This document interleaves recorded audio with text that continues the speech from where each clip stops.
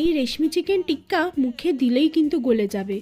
একদম soft, juicy এবং creamy, যা রেস্টুরেন্টের স্বাদকেও কিন্তু হার মানাতে পারে, বাজি রেখে বলতে পারি। এই রেসিপিটা বানানোর জন্য না দরকার কোনো ওভেনের, আর না দরকার আছে কোনো জটিল উপকরণের। শুধু যেটার দরকার সেটা হচ্ছে একটু ধৈর্য এবং সঠিক ম্যারিনেশনের।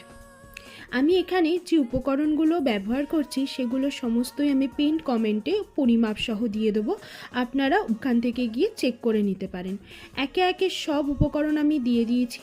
এবারে ভালো করে চিকেনটাকে এই সমস্ত উপকরণের সাথে মাখিয়ে নেব। এবারে চিকেনটাকে ঢাকা দিয়ে একটু রেস্টে দিয়ে দেবো। আপনারা চাইলে সারা রাতও ম্যারিনেট করতে পারেন, অথবা আমার মতো শর্টকাটে 1 ঘন্টাও ম্যারিনেট করে নেবেন। এতে টেস্টের কিন্তু কোনো কমতি হবে না। একে একে চিকেনগুলো আমি একটা স্কিওয়ারের মধ্যে গেঁথে নিয়েছি। এবারে একটা প্যানের মধ্যে আমি ভালো করে বাটার দিয়ে গ্রিস করে নিয়েছি। আপনারা এরকম ননস্টিকের যে কোনো প্যান ব্যবহার করতে পারেন এই টিক্কাটা বানানোর জন্য। ব্যাস হয়েই তো এসেছে। এবারে শুধু গ্যাসটাকে লো টু মিডিয়াম ফ্লেমে রেখে দুটো সাইড ভালো করে রোস্ট করে নিলেই তৈরি আমাদের রেশমি চিকেন টিক্কা। কোনো রকেট সায়েন্সের ব্যাপার নেই, দেখলেন তো কত সহজ বানানো। আমিও কিন্তু গরম গরম এক পিস খেয়ে দেখেছি, যাকে বলে কি একদম মেল্ট ইন দ্য মাউথ। রেসিপিটা ভালো লাগলে অবশ্যই কিন্তু চ্যানেলকে সাবস্ক্রাইব করে দেবেন।